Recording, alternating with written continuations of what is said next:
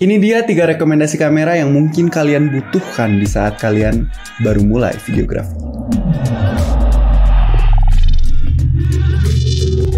Halo semuanya, balik lagi sama gue Faisal di channel YouTube-nya Nesnu Moto. Dan pada kesempatan kali ini, di video ini gue bakalan kasih kalian 3 rekomendasi kamera yang mungkin bakalan ngebantu kalian di saat-saat kalian lagi merintis mungkin ya, atau lagi mau jadi content creator atau videographer. Mungkin rekomendasi gue ini bakalan bermanfaat buat kalian, so tonton sampai habis. Disclaimer, rekomendasi ini gue sendiri yang bikin based on my experience dan pencarian gue coba kamera ini, kamera itu. So ya, kalau misalkan kalian nggak setuju, nggak apa-apa banget, tinggal tulis di kolom komentar, tambahin menurut kalian kamera apa yang seharusnya gue masukin di list video ini. Oke, tanpa banyak basa-basi, kita langsung aja masuk ke yang pertama. Yang pertama di sini gue masukin kamera kesayangan gue yang lagi gue pakai sekarang. Ini adalah kamera Lumix dari Lumix, yaitu dengan seri Lumix G7. Ini adalah kamera entry levelnya Lumix yang menurut gue di harga segini itu dibandingkan kompetitornya paling cocok sama gue gitu, dari segi fitur dan juga looks gitu. Awalnya gue bingung pas mau beli kamera, pilihannya antara dua sih. Yang gue mau beli itu antara Lumix G7 sama Sony Alpha 6000. Tapi gue lebih milih Lumix G7 karena dia punya fitur yang lebih unggul lah dibanding A6000 gitu di case gue, yaitu adalah adanya microphone jack atau colokan untuk mikrofon. Sedangkan di A6000 itu dia nggak ada, karena dulu tipenya gue itu mau bikin video kayak vlog-vlog gitu, karena dulu gue juga YouTuber di channel gue. Nggak usah cari ya, karena alay banget. Videonya juga udah gue private, jadi kalian nggak bakal bisa lihat kealayan gue. Ya, jadi bermula dari YouTube, gue awalnya dari kamera HP, dari HP terus ke webcam, terus akhirnya kebeli kamera ini di 2 tahun yang lalu saat lebaran. Jadi kamera ini gue beli bekas dan dengan apa adanya aja gitu, dengan lensa kit yang ada, gue mulai belajar untuk mengoperasikan kamera. Tapi menurut gue Lumix G7 ini bisa dimasukin ke rekomendasi karena fitur dan juga segudang fitur lah, dan kekurangannya sebenarnya bisa dibilang fatal juga bagi orang lain, cuman menurut gue masih bisa ditoleransi karena gue masih punya punya solusinya lah gitu untuk problem, buat nge-solve si problem dari Lumix G7 ini. Nah, kelebihannya di Lumix G7 ini dia udah bisa 4K, bisa ngerekam 4K, walaupun kalau kita ngerekam 4K ada cropping, ya gue nggak tahu croppingnya berapa kali. Nanti mungkin informasinya gue tambahin juga di video ini. Kalau 4K kamera ini ada cropping, terus juga sensornya yang kecil yang membuat dia tuh nggak bisa low lightnya gitu, jelek lah. Terus kekurangannya yang menurut gue masih bisa gue toleransi adalah sensornya yang kecil. Sensor yang kecil ini ngebuat kamera ini jelek di low light. Jadi low light capability-nya jelek banget. Tapi gue nggak masalah sama hal itu karena dulu gue pengennya bikin video vlog kan. Jadi video man talking to the camera. Jadi gue nggak masalah karena dulu gue udah invest juga di softbox gitu. Gue punya 2 softbox, jadi gue rasa ya aman. Dan sejauh ini ya memang aman. Lumix G7 ini kalau cahaya kalian mumpuni, kalau kalian punya lighting yang cukup banyak atau bervariasi, gambar yang dihasilkan dari Lumix G7 ini menurutku udah wah banget lah. Walaupun dia nggak 10 bit 422, 10 bit 420 luas banget gitu cakupan warnanya. Dia tuh masih yang standar banget, tapi better dibanding kamera dari HP gitu. Dan lensanya udah bisa diganti-ganti, jadi kalian bisa invest juga nanti ke lensa-lensa bokeh atau lensa wide atau lensa tele, apapun yang kalian mau itu bisa dia. Mau yang dari Lumix, mau dari Sigma, third party, ataupun pakai lensa Sony atau Canon pun bisa. Nanti dia pakai converter gitu. Setahu gue Canon bisa, cuman kalau Sony gue nggak tahu ya. Ya mungkin bisa. Terus apalagi ya keunikan dari Lumix G7 ini, menurut gue user interface-nya nggak begitu ribet, nggak kayak Sony mungkin ya.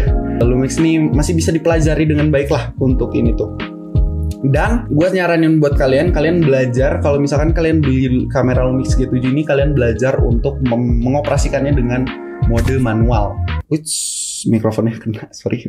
Ya, Belajar untuk mengoperasikan kamera ini dengan mode manual, karena mode manual ini bakalan ngebuat gambar kalian lebih profesional dan lebih looks-nya lebih oke lah gitu, dibanding yang autonya gitu. Karena noise parah kalau misalkan kalian pakai ISO di 1600 ke atas gitu. Jadi maksimal banget gue rekomendasiin buat nyeting ISO di 800 aja gitu. Terus apa lagi ya lebih dari kamera ini? Kamera ini juga kecil. Itu menjadi kelebihan yang positif menurut gua, karena ringan juga. Ini sebetulnya kamera ini kayak mainan banget. Parah, ringan parah. Kalau gua pegang Canon, gua pegang Sony gitu, yang di harga yang sama gitu, dia tuh punya build quality yang berat, profesional gitu. Tapi kalau kamera ini ringan banget, Pak. Tapi plusnya kalian jadi bobot tas kamera kalian tuh nggak begitu berat jadinya gitu, enteng. Dan lensanya lensa kecil karena dia punya sensor micro four third, sensor paling kecil di antara kamera-kamera yang lain tuh. Jadi ya buat yang kalian suka traveling, ini tuh menjadi poin positif juga. Cuman low lightnya ya jangan harapkan lah. Oke, kita lanjut ke rekomendasi kamera yang kedua. Oke, untuk kamera yang kedua udah gua tease sebenarnya tadi ada kalimat Sony Alpha A6000, yaitu kamera rekomendasi yang gue sarankan juga buat kalian karena ya sekelas sih untuk harga, dan ininya mirip-mirip sama Lumix G7. Kenapa gue rekomendasikan walaupun gue nggak pilih itu? Karena ekosistem Sony yang banyak banget lensanya, mountingnya bisa E-mount kan. Sony itu punya mounting E-mount namanya. E-mount ini punya berbagai macam lensa yang bisa masuk ke E-mount gitu. Dari lensa Sony-nya sendiri banyak banget yang murah, terus juga kalau misalkan mau lebih murah lagi ada lensa-lensa manualnya dari TT Artisan, dari Seven Artisan, terus juga ada lensa murah dari Sigma. Biasanya Sigma, Tamron, dan merek-merek tertentu itu buat lensa-lensa yang lebih murah dibanding lensa native-nya atau lensa yang dibuat sama pabrikan merek tersebut gitu. Jadi untuk opsi dari Sony Alpha A6000 itu banyak banget lensanya. Jadi kalian nggak usah khawatir kalau kalian mau nyari lensa yang bukannya besar, terus mau yang tele, mau yang wide, semuanya ada lengkap gitu dibanding yang lain. Tapi kekurangannya balik yang tadi gue bilang, itu nggak bisa ada audio jack. Jadi kalian nggak bisa nyolokin mikrofon. Nah itu adalah salah satu kekurangan yang bagi gue fatal banget, karena gue kan pengen bikin vlog ya, otomatis gue butuh suara yang oke. Sedangkan kalau misalkan gue nggak bisa colok mikrofon, itu suara gue bakalan nggak enak buat didengar gitu. Karena balik kata Bang Kojo, dia bilang audio visual, audio dulu baru visual. Kalian bisa tonton videonya di sini. Dia bilang audio dulu baru visual. Jadi sepenting itu audio gitu. Bagi case gue ya, gue milih Lumix G7 karena dia bisa colok mikrofon. Sesimpel itu sih.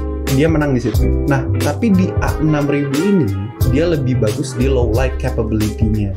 Baterainya juga kayaknya lebih besar. Terus juga sensornya, dia APS-C, dia lebih besar dibandingkan Lumix G7. Jadi secara low light juga tadi gue bilang low light capability-nya bagus banget gitu.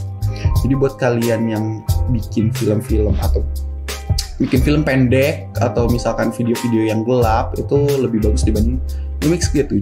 Tapi minusnya nggak ada colokan mikrofon. Ada sih sebetulnya, Sony ngeluarin mikrofon yang bisa nyolok langsung gitu untuk di hot shoe-nya atau cold shoe ya, itu sebutannya, di atas kameranya itu bisa nyolok karena ada kuningannya yang bisa connect. Tapi harganya mahal banget Pak, di 1,5, dan gue waktu itu nggak ada budgetnya buat itu. Jadi ya akhirnya gue nggak milih A6000 karena kendala audio. Tapi kalau misalkan case-nya kalian itu mau video wedding yang nggak perlu banget audio ya, karena biasanya kalau weddingan kan pakai recorder. Iya, pakai recorder kayak Zoom H1N yang udah ada pembahasannya sama Bebang Kojo yang ada videonya di atas tadi. Itu nggak masalah sih sebetulnya. Di NES pun ada yang pakai A6000, Ajotski namanya. Dan videonya juga udah keluar. Videonya gue taruh di atas juga.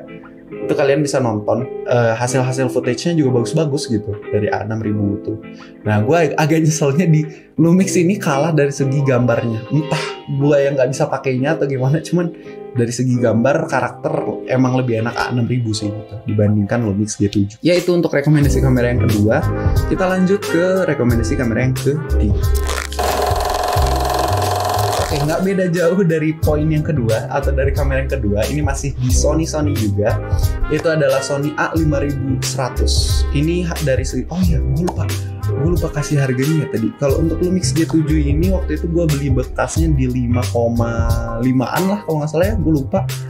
Kalau untuk A6000 masih di atasnya sedikit, di 6 juta, nggak tahu 6,5 juta lah gitu untuk harganya. Dan untuk Sony Alpha A5100 itu harganya segini.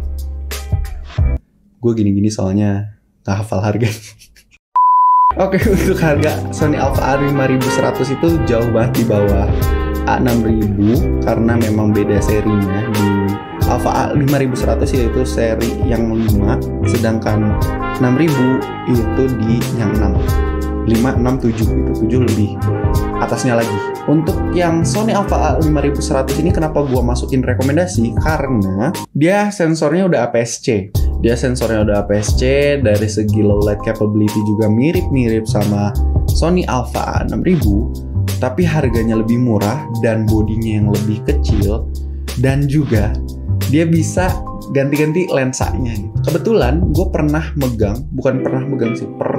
lihat hasil karakter dari si kamera A5100 itu dipasangkan dengan lensa Canon, manual Canon, focal length 58mm f-nya gue lupa berapa. Cuma nanti gue tampilin footage-nya, itu mantep banget, keren banget. Gue ngerasa ini kamera harga segini tuh bisa ngasilin footage yang keren banget juga loh gitu. Apaan sih kalimatnya? Ini bisa bikin footage yang keren juga gitu dengan harga segitu.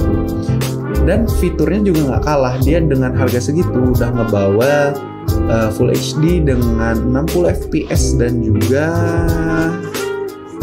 gue lihat catatan dulu ya, gue takut salah, dan juga 24 fps.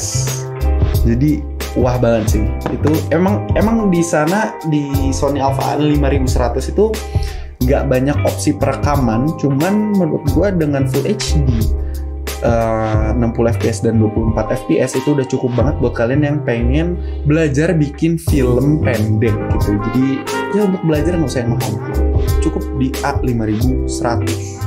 Dan juga tambahan sedikit di sini udah ada flip screen, flipnya ke atas, jadi tilt ke atas, dan kalau kalian yang suka nge-vlog kayaknya bisa juga deh gitu. Jadi lebih enak gitu lihat ke atas. Yeah. Halo guys, nah untuk ininya gue riset dulu kali ya, dia ada audio jacknya nggak ya? Bentar ya, wait. 1 hour later. Oke, gue nggak baca full, tapi dari gambarnya sih kayaknya nggak ada colokan buat mikrofon. Tapi kalian boleh bantu gue buat jawab di kolom komentar kalau misalkan A5100 tuh ada colokan jacknya apa enggak. Oke, tapi kita lanjut dulu. A5100 ini menurut gue mampu menghasilkan gambar yang menurut gue crispy dan enak buat dilihat gitu. Tinggal gimana kalian megangnya aja gitu. Sebenarnya semua kamera pun gimana main behind the gun kalau kata Bang Jotski. Dan ya gue setuju sih, karena Jotski pun pakai A6000 menghasilkan gambar yang cantik-cantik gitu, bagus-bagus hasilnya. Jadi balik lagi ke kalian, gua rasa kalian, kita ganti segmen dulu ke kesimpulan kali ya. Oke, kita lanjut ke segmen berikutnya. Oke, kita masuk ke kesimpulan. Gua kasih 3 rekomendasi kamera di atas atau sebelumnya itu ada dari Lumix dan Sony. Itu berdasarkan opini gue pribadi. Jadi kalau misalkan kalian nggak setuju atau misalkan kalian mau nambahin, bang dari Canon juga ada, dari Fuji juga ada, silahkan taruh semuanya di kolom komentar di bawah. Karena gue nggak pernah megang Fuji dan juga nggak pernah megang Canon secara intens, atau nggak pernah belajar speknya kayak gimana gitu. Tapi setahu gue ada Canon pun, tapi nggak cocok sama gue.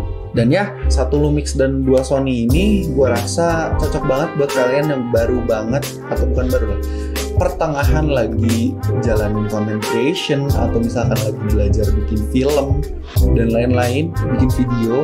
Itu cocok banget buat kalian karena dari segi fitur, compact, dan juga pilihan lensa itu jadi consider alasan paling dasar lah buat kalian milih kamera. Itu dia 3 rekomendasi kamera yang gue rekomendasikan ke kalian. So ya, kalian boleh banget berpendapat di kolom komentar di bawah. Koreksi gue juga kalau misalkan gue ada kalimat yang salah. Mungkin segitu aja kali ya. Gue titip pesen kalau kalian yang lagi berkarya, itu please banget jangan stop karya kalian, karena mungkin jalan sukses kalian ada di situ. Gue Faisal, jangan lupa like, comment, share, dan subscribe. Dan gue Faisal, sampai jumpa di video berikutnya. Dah.